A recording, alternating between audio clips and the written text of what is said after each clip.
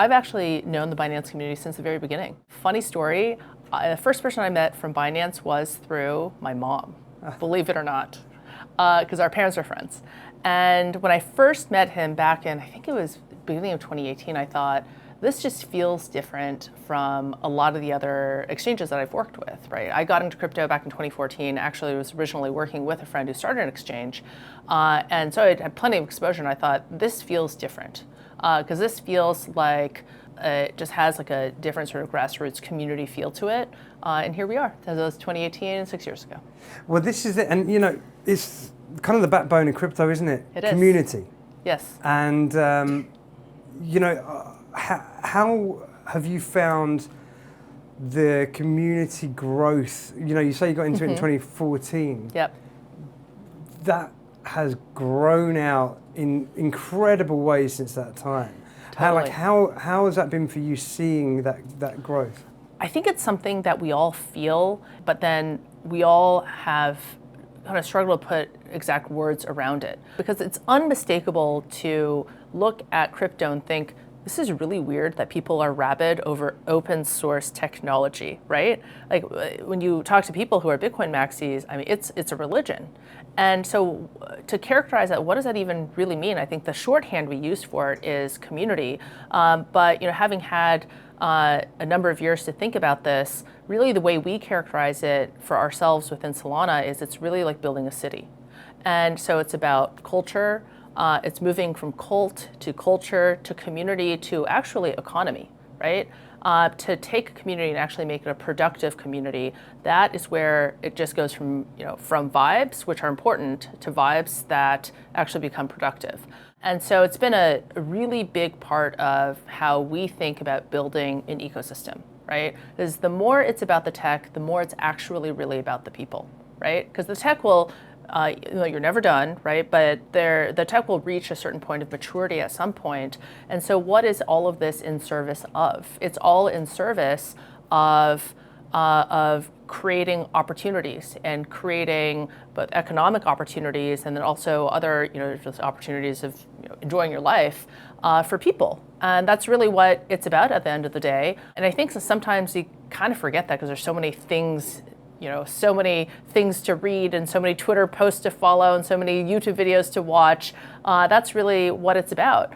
And I think that's actually really true to the heart of what Bitcoin proposed, right? Bitcoin is so radically community-based in a sense because it proposed this idea that anyone with an internet connection could access self-custody and have a bank account. It was like 4 billion people, therefore could have financial access. That's in a way radically community-based, right? It's also radically economic in its worldview and its purpose. And I think when you put those together, we, all of us in various parts of the industry, we kind of remix it, but those are the core principles.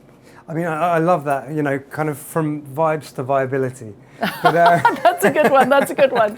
But I think, the theme of this year of BBW is momentum. Yep. And, Solana, I mean, incredible momentum. Mm-hmm. What distinguishes Solana from other blockchains? I think one is that tech has to be differentiated. So I think that's a big part of it. I think there's kind of like an order of operations here. The tech has to be differentiated and has to do something that is useful today, useful tomorrow, can long-term be useful. And so, that's why you build a layer one, don't just launch potentially a token on another platform, right? So that's one. But then there's been so many different efforts to build a better blockchain. In the 2017-2018 period, after the ICO and after the whole CryptoKitties thing, there's so many different ideas around how to re-architect an L1 to make it at the very least scalable, and then other things as well. And the one thing that's harder to build than a blockchain itself is to make it actually a technology platform is a developer community, which is why there's many blockchains that were launched in 2018, but then to be able to build a community around that, around really differentiated technology is pretty hard. If you just look at kind of the outcomes today, there's two. There's the EVM community, developer community, and there's the SVM developer community. And I think that is a huge part of it, right? So, we oftentimes kind of think about this as a blockchain is three things. It's the blockchain, itself, of course, which is quite literally the GitHub repo validator client code. And then the second is this idea that Ethereum gave us, which is that you could also use this to build decentralized applications, and so it's also a technology platform. So that's the second thing that it is. It's a blockchain, and then it's a technology platform, and then it's also, we were talking about earlier, it's a city, right? It's a city that has a distinct culture and also provides opportunities for people that want to be a part of that city. So where it's gotten to now, I mean, nearing all-time highs, and it's not, you're obviously not about the price, but you can see the momentum and the belief in the blockchain, the value. And I think it would be great to know, I mean, so much has been accomplished. I'd love to know where you see the next 12 months, 18 months for Solana. Well, I think about what was originally written on the Bitcoin white paper. Peer-to-peer cash electronic system, right? And it doesn't say digital gold. It's about peer-to-peer electronic cash. And one way of saying that it's about payments. And it's not just about payments, it's really about building an on-chain economy that anyone has access to. And the broadest possible tent for that is people have access to the internet. So that to me is really the original vision that Bitcoin articulated. And certainly a part of that is to have this state-free asset, which is sort of the digital gold narrative. But then there's, in any economy, economy is about all sorts of different economic activity that exists and interacts with the other folks, right? So money likes to be around money and people like to be around people. And so I think that is what I'm the most excited about. We kind of moved from holding assets to having DeFi on chain, and there's an incredible amount of economic activity that happens there. And then what's going to happen if then you start to actually enable transactional activity, not just trading, but transactional activity around payments. But it's not even just a payment which is fast, cheap, and constant, which is typically what people think about. Wow, stable coins settle in an instant, not 3 days of fiat across borders. That's good, but I think it can be even better than that, because with programmability, you can start to do cool things with that, right? You can start to build on-chain credit markets. You can start to build financial experiences around payments, not just around trading. And you've seen how far our collective hive mind of crypto-pilled, religious community members can get when people really get into how cool this tech is and be able to build out DeFi, for example, right? So what's going to happen when we take, our tens of thousands, probably more than that, developers, community members, and builders, and think about how to make payments even better and payments even more accessible, right? And financial experiences even more accessible, more secure, more faster, cheaper, better in different parts of the world. I think that to me is the original vision. And frankly, when you look around, who has actually started to make inroads of all of the folks that have been in crypto so far, right? So certainly people that know about Bitcoin are holders of Bitcoin. And then the product, if you want to look at it that way, in this industry that has the most product market fit are centralized exchanges, right? I think I was looking the other day, something like 200 million users or something, all told, that use centralized exchanges, and that's really powerful. So I think that's a huge part of kind of this phase of broadening financial access, broadly defined.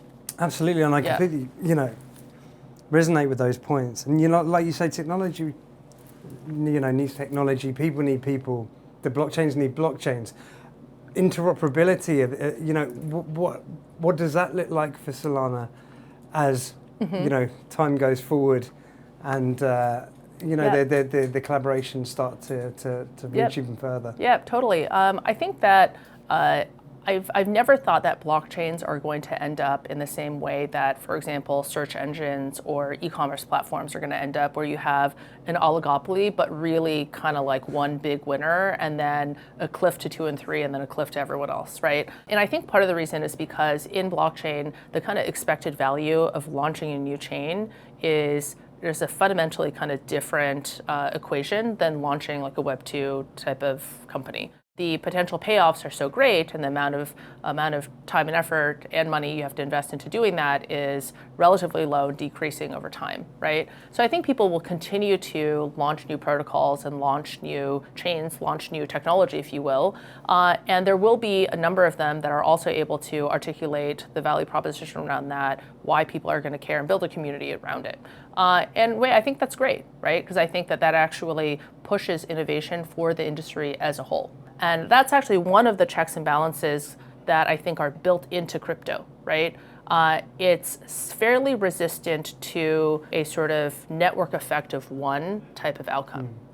And I think that's actually good for the industry as a whole. That also does mean that we have to have interoperability, and there's tons of people working on that. Just to name a few, Wormhole Layer 0 and Axelar support the Solana ecosystem, connecting the Solana ecosystem to others. And we were just announcing that FDUSD is coming to Solana as well. And so that's more, I guess, on asset liquidity across different ecosystems, which I suppose is a different type of interoperability. And I think that's great as well. Absolutely, and, it's like you said on stage. It's the oxygen of crypto, isn't it? Having stable that was a good coins term from Vincent. Sure. to inject that liquidity. Yes. Momentum huge. We've held Binance Blockchain Week in Dubai this year. We were in Istanbul last year. We were in Paris the year before that. Cool. What do you think it is about Dubai and the UAE that is so innovative that is sort of pulling so many over? Yeah, back to the city analogy, I feel like I learned more from the cities that have built themselves from nothing into something than I've actually about sort of how to build an ecosystem than I feel like I've learned from some of the tech titans. And because like a city like Dubai or a country like the UAE has had to think very strategically, how do I build an end-to-end economy, right? Not just one product and go sell that product, maybe some adjacent product lines, but like 3 or 4 business lines, but how do I build an entire economy? And I think that just looking around at Dubai, I think it's incredible to look at the photos of 50 years ago, 70 years ago, and today. And that's just an incredible amount of really imagination, creativity, and belief to be able to create something like that. And so therefore, I enjoy coming to Dubai, and then there's a number of other cities that kind of also have this incredible story of being able to create themselves out of nothing, out of almost kind of it's an unexpected, promise, right? An idea. A promise and an idea. It's a pretty unexpected outcome, to be honest.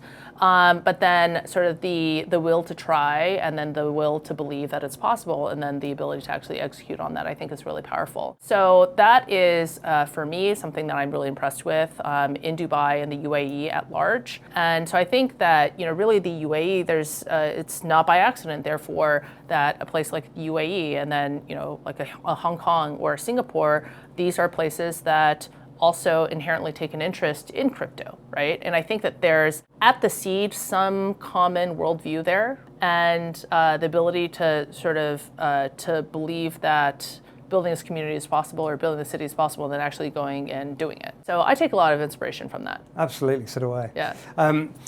Last question, I know you're busy, and thank you so much again for your time. Thanks for having me. How important is it, do you think, for events such as Binance Blockchain Week Dubai, which has grown sort of exponentially over the years, to get industry leaders together, to get the community together, to get users together, to get government bodies together, all kind of just on a same wavelength and conversing and sharing ideas? Yeah. I think so many things in crypto, the best things in crypto, they're all barbell, meaning you're either on one end of the curve, you're at one end of the curve or the other, you're at one extreme or the other. And I think that in crypto, because we're inherently remote first industry, right? Yeah. So we all basically talk to ourselves all day long on Zoom or Google Meet, whatever makes you happy.